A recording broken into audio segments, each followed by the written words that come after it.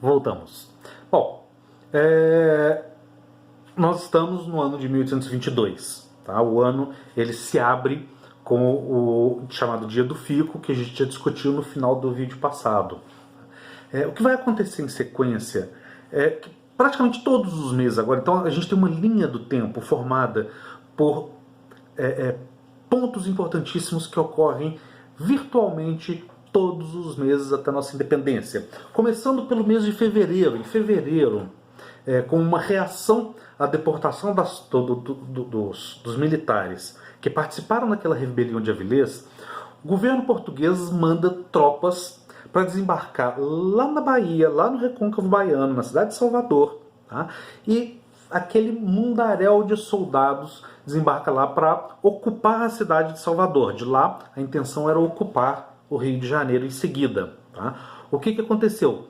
Salvador era uma cidade com uma tradição revolucionária, uma tradição de resistência tão grande quanto Pernambuco. Tá? Então, no momento em que esses portugueses desembarcam em Salvador, a população ali da Bahia, não só de Salvador, mas das cidades do entorno, formam um exército popular e lutam bravamente, e lutam por meses a fio, até junho, para expulsar os portugueses. Nessa luta, que fica conhecida como Guerra de Independência da Bahia, tá? Isso pode cair no vestibular com esse nome, Guerra de Independência da Bahia. É muito importante a gente, inclusive, com esse nome, parar e refletir um pouco sobre aquela historinha de que a independência brasileira foi uma independência negociada diplomaticamente, comprada, um negócio passado de pai para filho, um jeitinho, porque isso molda o caráter do brasileiro, porque nós não tivemos que lutar pela nossa liberdade. Isso é mentira, tá? A guerra foi violenta, a guerra aconteceu em vários lugares, incluindo e principalmente na Bahia, tá? Uma coisa importante sobre essa guerra de independência na Bahia, que costuma aparecer nos vestibulares, é a figura de uma mulher, uma moça, uma jovem, que decide que ela tinha a obrigação de lutar pelo país dela, que era o Brasil. Só que o exército não aceitava mulheres, então ela finge que é homem, tá? Corta o cabelo, né, coloca roupa de homem e tal, e se alista no exército como soldado Medeiros.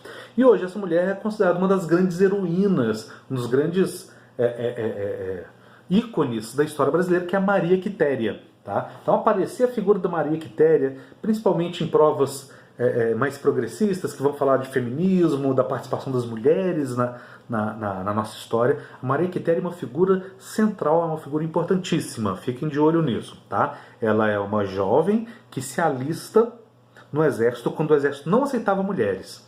E ela se alista com nome falso. Depois descobre que ela é mulher e aceitam porque ela era realmente uma militar muito competente, foi condecorada pelo Dom Pedro I, etc. Bom,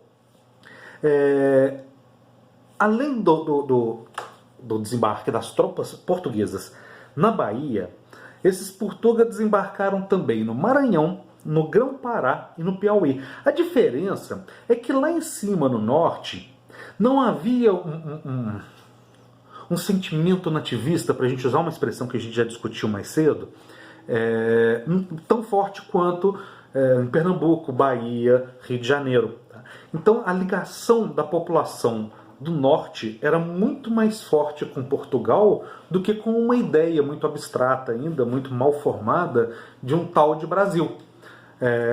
O resultado disso é que não houve a resistência que houve na Bahia, lá no norte, quando chegaram as tropas portuguesas. Tá? Aliás, uma parcela significativa da população dessas três províncias, Grão-Pará, Piauí e Maranhão, era formada por portugueses de origem. Consequência, o Dom Pedro, príncipe regente, teve que mandar exércitos para lá para lutar contra os portugueses. Acontece que o Brasil não tinha exército, assim, exército de verdade. Tá? É aí que entra um personagem não exatamente novo, mas que vai se tornar muito importante na nossa história a partir de agora, que é o mercenário. Tá? São militares ingleses, prussianos, franceses. Um inglês, particularmente, o Thomas Cochrane, ele vai ser uma pessoa, assim, uma figura de proa, uma figura muito central nessas guerras de independência. Mais tarde ele vai também ser uma figura importante na guerra contra a Argentina, que a gente vai discutir ainda hoje. Tá? Então Dom Pedro ele lança mão desses mercenários, tá? Que vão fazer uma guerra violentíssima.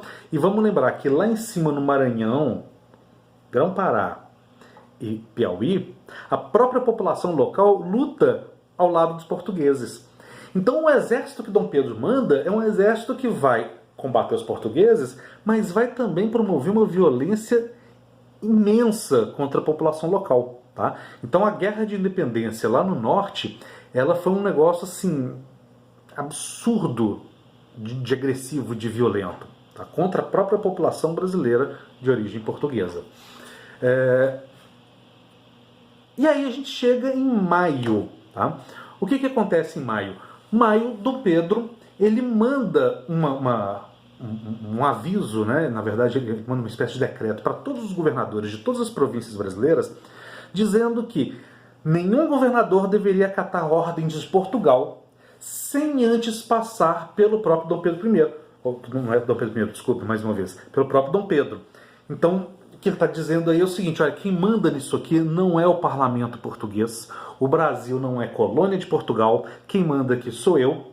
Então, se não tiver a palavra que aparece nas questões de vestibular é cumpra-se. Se não estiver o cumpra-se na ordem que vier de Portugal, não é para ser cumprida. O cumpra-se era o carimbinho dele com a assinatura escrito cumpra-se, ou seja, vocês podem fazer porque eu deixei. Tá? Bom, já no mês seguinte, então em junho, foi julho, não foi julho, desculpem, mas vocês não precisam se preocupar com essas datas, não, isso é mixaria, tá? Em julho de 1822, o Dom Pedro, vejam, nós ainda não somos um país independente, ainda somos parte de Portugal oficialmente. O Dom Pedro convoca uma eleição indireta para a Assembleia Constituinte. O Brasil ia ter uma Constituição própria, Portugal tem a deles, nós vamos ter a nossa. Tá? Então com isso ele já está dizendo, segura a onda aí porque nós vamos nos separar. Tá? Esse foi um passo assim, bem definitivo, mas mais grave ainda foi em agosto o Dom Pedro ele reconhecer oficialmente que o Brasil estava em guerra contra Portugal. Ele faz um reconhecimento oficial e ele diz: se tropas portuguesas desembarcarem no Brasil, serão recebidas a bala. Tá? Então essa é uma declaração de guerra. E de fato o Brasil estava em guerra de independência desde fevereiro contra o exército português. Em setembro, aliás, no finalzinho de agosto, Dom Pedro ele começou a fazer um circuito de viagens, ele tinha um plano de fazer um circuito de viagens para angariar apoio da população do interior, porque por enquanto a treta está toda no litoral. O que ele faz? Ele vai para São Paulo para se reunir com líderes locais, para explicar a situação, para ver se ele poderia contar com os caras. E quando ele está voltando, agora nós já estamos no início de setembro, mais exatamente nós estamos no dia 7 de setembro, o príncipe regente é interceptado por um mensageiro que trazia para ele 3 cartas. Uma carta era do José Bonifácio, ministro dele, que vai ser um homem poderoso do governo, pelo menos no primeiro ano, depois ele cai em desgraça. O José Bonifácio mandava uma carta falando com Dom Pedro: bicho, rompe com esses caras porque eles vão te sacanear. Esses caras são os portugueses. A outra carta era da Maria Leopoldina, a esposa do Dom Pedro, falando: Benzinho, esses caras vão te sacanear, rompe de uma vez. E a terceira carta era dos caras, era do parlamento português, dizendo que ele não era mais príncipe regente, ele perdia o poder de príncipe regente e ele deveria se reportar imediatamente ao governo de Portugal. Tá? Então Dom Pedro ele lê essas 3 cartas em sequência, fica furiosíssimo e já ali rabisca uma carta que o mensageiro vai enviar para Portugal. E nessa carta ele se dirige ao pai dele, ao rei de Portugal, dizendo: prevalece e prevalecerá a independência brasílica, ainda que isso a morte nos custe. Tá? Era o independência ou morte. Então ali, onde ele foi interceptado, às margens do rio Ipiranga, ele dá o nosso simbólico grito de independência ou morte. Teve essa cena que ele levanta a espada, ele levanta o cavalo, os poderes de Grayskull, independência ou morte. Não importa se teve ou não, tá? Essa narrativa é uma narrativa de mito político. Mas, de fato, ali naquele momento, ele oficialmente rompe com Portugal e declara a independência brasileira. Oficialmente começa, então, o primeiro reinado. E é esse o nosso assunto dos próximos vídeos. Espero vocês lá.